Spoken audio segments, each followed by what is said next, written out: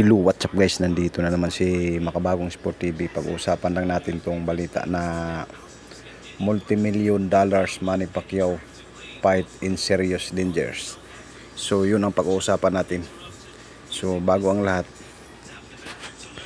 intro muna tayo para swabe yung kwentuhan natin dito sa Makabagong Sport.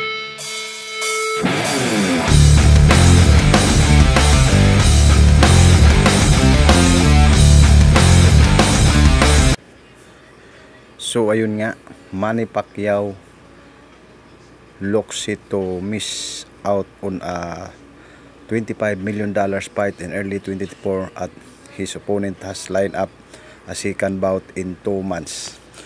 So matatandaan natin na interview si Manny Pacquiao yung nakaraang linggo na binunyag na may laban siya kontra kay Floyd Mayweather, na banggit niya na kinakausap niya ang kampo ni Floyd Mayweather para sa gaganapin sana nilang rematch.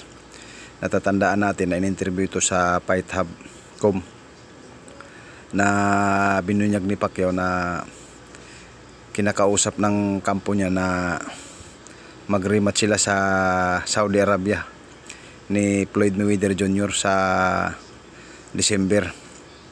Yun kasi ang binunyag ni Manny Pacquiao, na balak niya na kakausapin si Floyd Mayweather sa gaganapin nilang rematch sa December.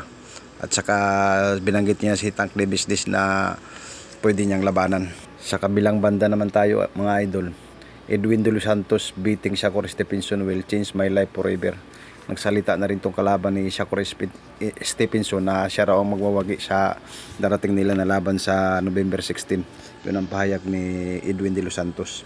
Sa kabilang banda naman tayo mga idol, Frank Warren promises to reboxing card on December 23 in Saudi Arabia. Ito ang promoter na matikas mga idol. Si Frank Warren promises, nangako na may history daw na laban sa December 23 in Saudi Arabia. May binunyag tong promoter na si Frank Warren. Sa kabilang kampo naman tayo mga idol, Shakur Stevenson say Lomachenko is weak for turning down fight against him. Yun ang pahayag ni Vasily Lomachenko. Nagpahayag kasi ito na si Shakur Stevenson daw is weak for turning down fight.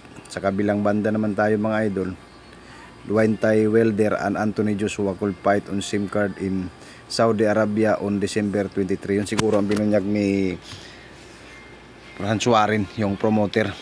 At saka si Dimitri Bivol din and Anthony Joshua could return on December 23 in Saudi Arabia. May mga laban pala to, kaya pala binunyag ni Frank Warren na may surprise na laban sa December 23. Sa kabilang banda naman tayo mga idol, Demetrius Andrade dismiss knockout talk from David Benavides. Hindi raw siya na mangangako na ma-knockout niya sa darating nilang laban ni David Benavides sa TV Arena sa Las Vegas, Nevada. Hindi raw siya nangangako na ma-knockout niya si David Benavides. So hanggang dito na lang. Maraming salamat po.